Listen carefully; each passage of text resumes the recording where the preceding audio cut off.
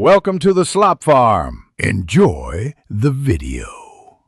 You start by preparing the phone and PC so the process is reliable.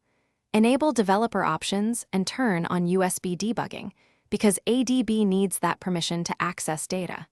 Install the ADB platform tools on your computer and run a DB devices to confirm the phone appears.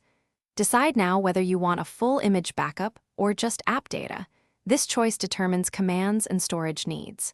Once done, connect the phone with a good USB cable and keep it unlocked for the next steps.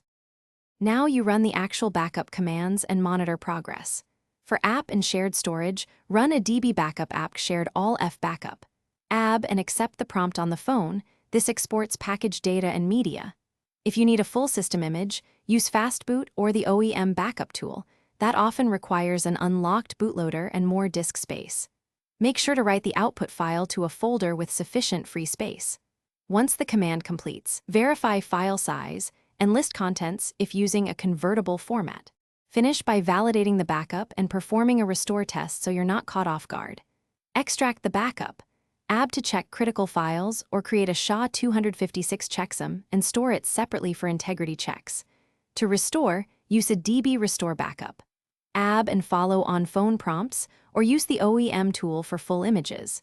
If the process fails, make sure the USB connection and drivers are correct. Confirm USB debugging and authorization, and retry. Often retrying with a different cable or reinstalling ADB fixes common errors. Thanks for watching. Consider subscribing if we helped you today.